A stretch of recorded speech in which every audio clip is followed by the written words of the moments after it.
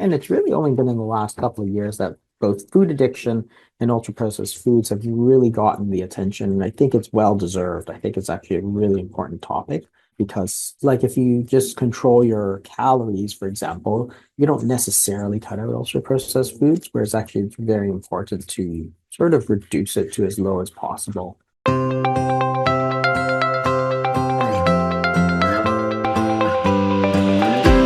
Welcome everyone. This is our monthly Q&A with Dr. Jason Fung, where he answers questions submitted by our TFM community members. And hello to our podcast listeners who will be able to listen to this Q&A with Dr. Fung a few weeks after our community members. So good morning, Dr. Fung. How are you today? Hi, good morning. By the way, Dr. Fung, I love the live streams that you're doing now. Oh, thanks. Yeah, the last one you were talking about on April 30th, you talked about processed food addiction and Jen Unwin's latest research report. I'll put the link to that video in the show notes, along with the article that she mentions, as well as the modified Yale food addiction test. And I have to admit, Dr. Fung, it took me a while to recognize I was addicted to highly processed food. I tried so hard to moderate them. And taking that test actually helped cement it better for me because I think I clicked all the boxes.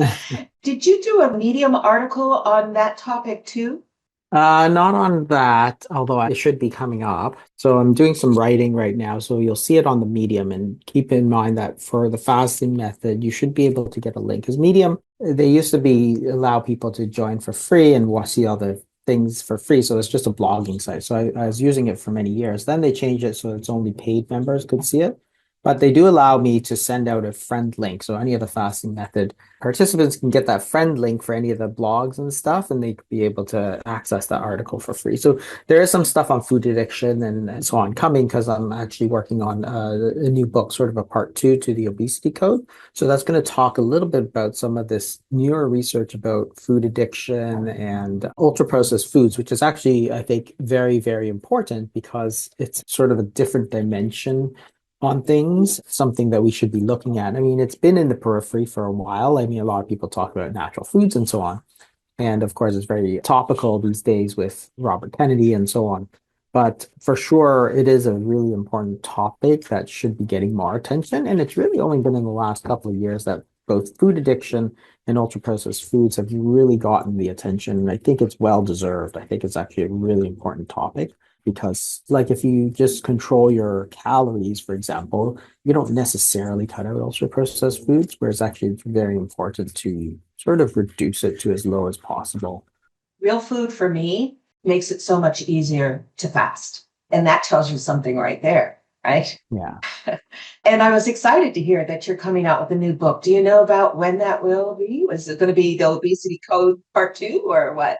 There'll probably be something like the obesity code part two, because, initially we were going to call it something different, but then I didn't want to repeat all the stuff in part one because it's like I'm trying to let people know about what causes weight gain so that you can more effectively lose it. But I don't want to go over all of that. So then I said, well, if we just say it part two, then at least the people can go back to the part one if they want to, because it's fully explained. That way I can sort of jump off into some of these other things like GLP-1s, ultra processed foods, food addictions, habits, mindsets, and stuff. A lot of the stuff we talk about here at the fasting method is, I think, underappreciated in terms of how important it is. So having group sessions, having peer support, all of this stuff is actually what makes it work as opposed to just knowing about it, right? And that's the thing. It's about it being a community that is able to help each other. And that's sort of the stuff I'm talking about there as opposed to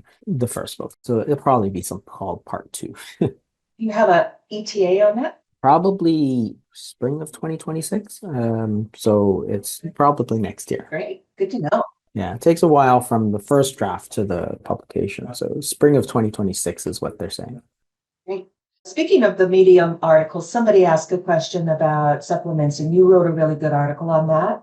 And so I'm going to post the link to that in the show notes also. Okay, I'll just say that the only one I do recommend quite often supplement wise is magnesium. So I have nothing against multivitamins and stuff, but there's not a lot of evidence that they're helpful. But magnesium, and we've talked about this many times, but that is the sort of exception, is that I actually think it's super, super useful for magnesium supplementation for cramps and all that sort of stuff.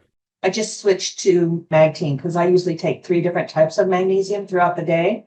And I found that magnesium malate really helps my migraines. But the Magteam that I take on a daily basis, I can really tell the Oh, difference. really? I've been doing that pretty steady now I take it in the morning and in the evening, liposomal through Quicksilver Scientific, and I'm really noticing the difference. It's just like, wow, it's like hitting all the different types of magnesium. Interesting. Fell in love with magnesium in the ICU because I just saw what it did. It was amazing. So I have a really interesting question here to start off with. This person says, I'm a 300-pound male and usually have about 20 grams of protein a day when I fat fast. If I have more, I can't stick to it. But then I have found that when I'm ready to do a 66, I need to do about 140 to 200 grams of protein that day before the start of the 66 in order to complete it. In other words, doing a fat fast before my fat doesn't hold me and I binge. I do 266s a week. Is there anything wrong with doing this, consuming this much protein right before a fast? No, not at all. And the protein does have a lot of good effects on satiety. So if you find, and everybody's different, right? So when we give general recommendations, they're general. But if you find something works for you, then really you should do it because everybody reacts differently. But protein, generally, it's best to use like natural proteins, not like processed proteins like protein powders and stuff. And that's true for everything. Like it's better to eat natural than processed, right? The thing about protein, though, is that it does create a lot of satiety. When you eat protein, you get a lot more activation of the GLP-1, which is the satiety pathways that are activated in Ozempic and so on. So, what you're feeling is perfectly reasonable, that if you're taking more protein, you're activating more satiety signals, therefore you're not having to binge as much. So it definitely could be.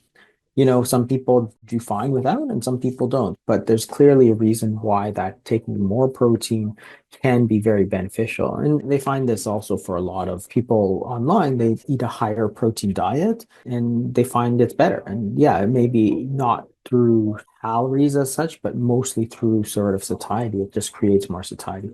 The problem is when you try to go very, very high protein and low fat and low carb, then it tends to be difficult as a diet because it doesn't taste very good.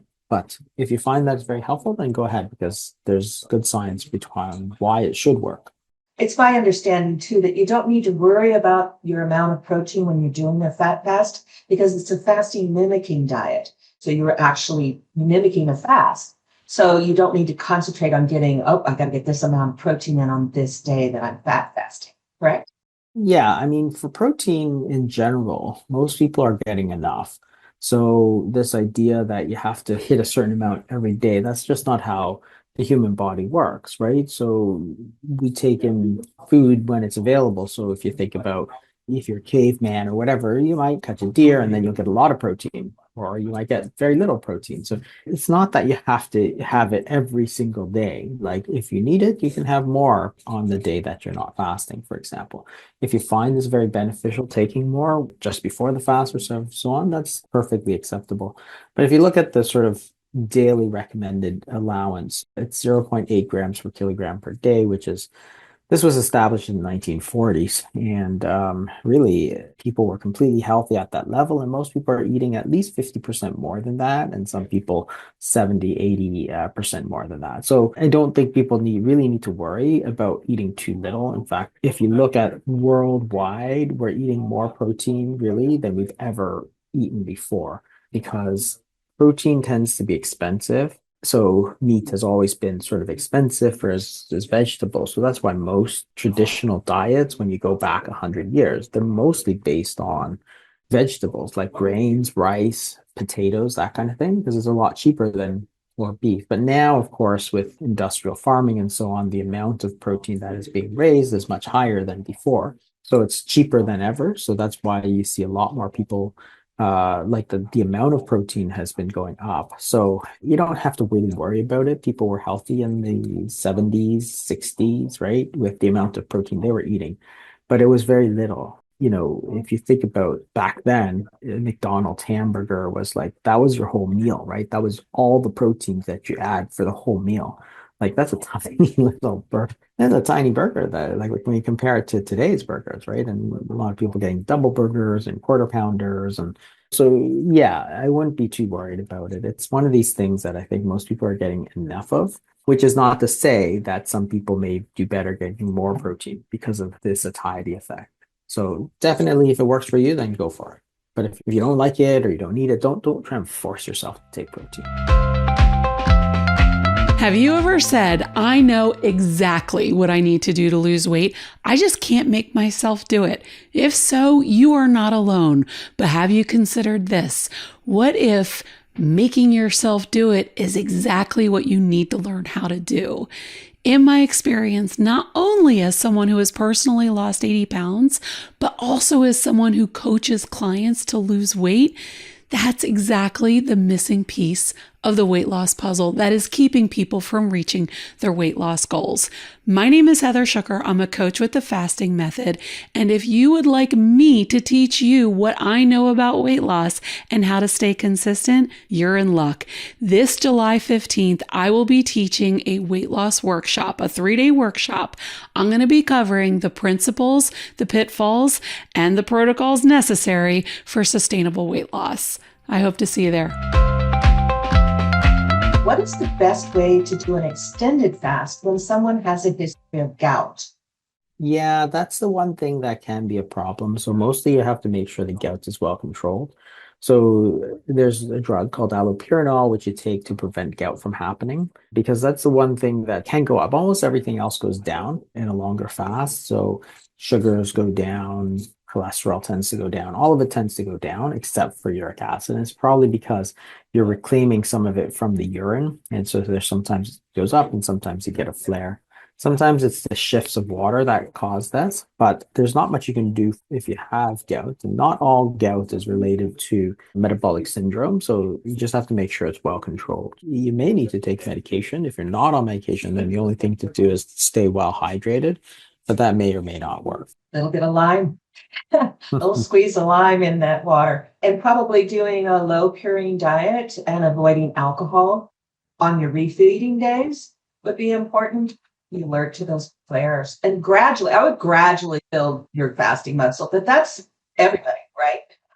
This person has a question about your opinion. If you've heard of Dr. Roy Taylor's work in the United Kingdom about the pancreas not really being burned out, but clogged with fat, that the beta cells cannot function properly. Yeah, I mean, he did some great work on that. I wrote all about it in the diabetes code about how that whole thing sort of works. But basically, if you think about what's happening, when you're eating a lot of glucose, carbohydrates, so you're getting high glucose levels, high insulin levels, that glucose gets turned into fat by the liver, right? And that's called de novo lipogenesis. So when you're eating a lot of glucose, your liver turns it into fat. The liver doesn't really want to hold on to that. So what it does is it sends out the fat into the blood for the fat cells. And so you do get fatty liver because of the excess fat, but you also get fat sort of being exported out of the liver because it wants to get rid of this newly created fat. The thing is that a lot of that gets deposited in the abdominal organs. As the fat gets exported out, it gets taken up by the abdomen, and then the pancreas also takes up some fat. So you get not just fatty liver, but you get fatty pancreas as well. If you reduce the carbohydrates, he used calories, but then as you get rid of some of this fatty pancreas, then the pancreas produces more insulin, and you can measure that. The insulin secretion starts to go back up. This question I found interesting. If someone has a high LP(a) of say over 200, but their triglycerides to HDL ratio is 1:1, then they're not going to do it. However, what about plasmapheresis for LP(a)? We don't know because the studies haven't really been done on that. There is recently a drug I saw that lowers LP(a), but that hasn't been yet studied to see if that will reduce heart attacks and strokes and mortality. So while a lot of people think that it is related, it's not clear 100% for sure. So, when they say LP Lila is the most important, it's all based on association studies, which is always very dangerous. What you have to do is give some kind of intervention and see if that actually helps. That's the thing. So before you jump to like something like plasmapheresis, which they do for very, very, very high levels, but that's a very small percentage of people, then the best thing is just to watch and see, because it's an invasive procedure. It's difficult to do. Even if you get it done, it's quite expensive. So it's not like just taking a pill or something, or some kind of easy to do thing. So plasmapheresis is quite limited in terms of how much you can do. So I don't think it's quite ready for the prime time yet, but it's interesting. It certainly is interesting. Like there may be more data coming out for that. Will younger people respond quicker to intermittent fasting than older people? Are other things a factor in the equation, such as the degree of insulin resistance, or comorbidity, or genetics? I think all of that is a factor. I think everybody responds to some degree, but I agree that older people will maybe have a little less. One is that you don't want to push as hard. So if you're younger, of course, you generally have less other problems. So therefore you can push much harder in terms of how long you fast for or how much you fast for. For older people who are on medications or have gout or whatever, you have to always be a little careful. So you always have to start really slow and sort of build up. Whereas a young person, if they're otherwise healthy, could really just jump in and do a longer fast. And a lot of people have done that in the past. And then insulin resistance, of course, goes up as the longer you are hyperinsulinemia. So therefore, you're going to see a little bit less response because you're trying to lower the insulin. And the young people, it's going to come down much faster. But if you're an older person with hyperinsulinemia, insulin resistance, then it may take a little bit longer for that insulin to come down, which is what you're looking for. So yeah, I agree. I mean, like most things, you have to adjust it to where you are. So there's nothing to stop an older person from doing a long fast. I have a lot of people who do longer fasts, but generally, because you want to be a bit more cautious, we would go slower and build up. But yeah, definitely. Right. This person, I like this person, they made me smile because they said, please say no. So I've read the science behind creatine, Creatine. and the many benefits to your muscles, they weight train, and also to your brain. And recently purchased a high quality brand, which is important. And I really want to take it every day, powder form in water or my coffee. Creatine doesn't contain protein. It's a naturally occurring compound made from amino acids, arginine, glycine, and methionine. And the brand I purchased has a great rep. I know in fasting we can only take water and milk coffee or plain tea. Will just a tablespoon of this stop autophagy? I need to lose 20 pounds. Will this break my fast? Please say no. So during fasting, you get a lot of the benefits from the lowering of insulin. So if you're trying to fast, most of the time we're mostly worried about insulin so that, you can turn into that sort of fat burning stage and so on. If you're looking for autophagy, then you have to really also cut down the protein. And proteins are basically made of amino acids. So if you're taking creatine, which is amino acids, it's basically the same as protein. And basically, unfortunately, it will turn off autophagy because it's very sensitive to protein.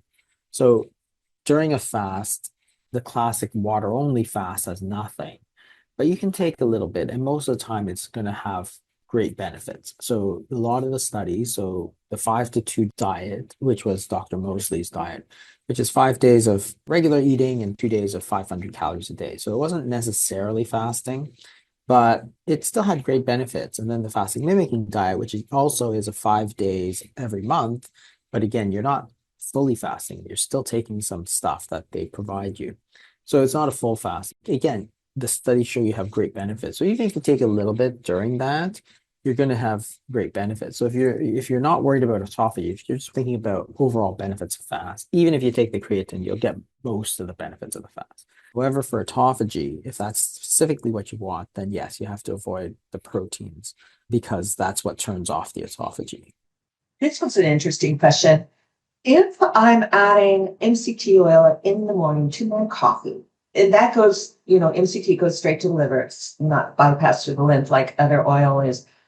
If I take an omega pill instead, would that help eliminate insulin release? Either one of those would be the better option to not have insulin release. I know there's not much release when you have a fat, but is there a difference between those two, like an omega? Yeah, I'm not aware that there's any difference, but both are going to be expected to be quite low in either case, because what releases insulin is mostly carbohydrates, but also proteins can release insulin, but it releases glucagon at the same time, which is why glucose doesn't go up, but you do get that insulin release. And it's because insulin is a growth factor. So when you're taking energy, calories, or you're taking protein, then your body actually wants to grow. That's why, when they do the fasting mimicking, of course, they try to keep it relatively lower in carbohydrate and lower in protein because they don't want to stimulate these nutrient sensors. But, either of those are perfectly fine because they're going to have fairly minimal release of that. And that's why the keto diet got very popular a few years ago because of people were always trying to limit fat. But, sometimes when you just eat more fat, you do better. So for sure, I think either of those is perfectly fine. They're probably about the same in terms of insulin release, but it's not much. So I wouldn't be too worried about it.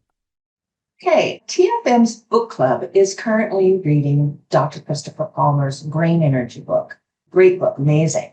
And he covers the metabolic theory of mental health, specifically with regards to mitochondrial health and optimal brain energy metabolism impacting our prefrontal cortex function. Can you talk about the hidden in plain sight mental metabolic disorder of the brain showing the progressive degeneration of the prefrontal cortex that seems so rampant in our culture today, and cover how mitochondrial health is improved through fasting, all leading to empowering people to maintain their reasoning abilities and make wiser choices despite increasing global uncertainty. Yeah, it's a really interesting book actually, because mental illness increases, you see, whenever people eat a more processed diet. And a lot of it may be related to the hyperinsulinemia. And what he's saying is that it may be related to the mitochondrial health. So the mitochondria is the little sort of power plants of the cell. And what you want is to have a good metabolic flexibility, that is, be able to burn both glucose and fat. So if you never burn fat as a source of energy, you're just taking refined carbohydrates all day long, then it never burns fat. So you don't have that flexibility, and then the mitochondrial, their health goes down. So during fasting, it also helps with autophagy. There's a process called mitophagy, which is sort of autophagy of the mitochondria, where you sort of also improve their health and increase this flexibility by forcing them to burn fat, right? So if you keep fasting for longer, you don't have any glucose, so then you're forced to burn fat, and that increased flexibility helps the mitochondria. What he's saying is that the brain, all these mental illnesses, including schizophrenia and others, they're all linked to this poor mitochondrial health. So the brain is not getting enough energy, and that's why you're seeing all the symptoms. And when they switched over to a sort of ketogenic diet, by forcing them, not forcing, but by providing them with a lot of ketones and stuff, you're making them burn ketones, or you're giving them ketones to burn, which becomes more efficient. And then the mitochondria, the brain, provide more energy. So your brain gets more energy, and then you don't get these symptoms. So depression, schizophrenia, a lot of these things, of course, because you see that over the last 50 years, they've actually increased significantly in our society. And we try and treat it with antidepressants and antipsychotics and all this sort of thing. And he's saying that, well, that's not really the underlying reason for that. While they may help, they're not getting to the underlying reason. And if you just change the diet, you can actually improve metabolic flexibility. And it's a metabolic disease, just like diabetes is what he's saying. And he's actually had a lot of success with it. And that's where it's super interesting, because it sort of changes the way you look at these diseases, because rather than saying sort of schizophrenia or depression, oh, well, that's just the way it is, and I just need to take my pills, then it gives you another option to change your diet, try and improve that metabolic flexibility, improve the mitochondrial health, and therefore improve the symptoms of this. So it can actually apply to a lot of different things. And of course, opens up all kinds of intriguing possibilities for somebody to sort of take control of their own health in terms of their mental illnesses and stuff. Applies also to Alzheimer's disease, which has been increasing. Is there a possibility that changing the diet could impact that? That's certainly a strong possibility. I mean, the data is obviously still coming, because there hasn't been a lot of research into it, but what's there is actually quite intriguing because if you're suffering from it, it's just such a huge, like, what's the risk? Not a lot. I mean, you follow a low carbohydrate diet, there's not a huge risk with it, other than you might have to change your lifestyle a bit, but from a risk standpoint, there's not much. But on the other hand, the benefit standpoint could be very massive. So very interesting. What type of fasting protocol can be done with someone who is considered TOFI and does not want to lose too much weight? I think all of them could work. It depends. I think people respond differently to different, so I think it's a bit individual. Fasting, I think, is better than others because, of course, when you're fasting, the body wants to pull energy out, right? And the easiest place is going to be the blood glucose, so that's why it's good for diabetes. Second easiest place is to pull it from the liver. So the fat that's in the liver, you can pull it out. So very good for fatty liver disease, for example. And then the next easiest is the fat around the abdomen, which is the TOFI, right? The thin on the outside, fat on the inside, where you just have a lot of intra-abdominal fat. So it doesn't appear fat, but you have this little pot belly thing. And that's related to carbohydrates. So both low carbohydrate diets work very well and also fasting. In terms of regimens, I think that's a bit personal. I think cutting down the carbohydrate, I think just fasting alone is probably not the most efficient way, but changing your diet to reduce the carbohydrates is certainly one of the things that I would do.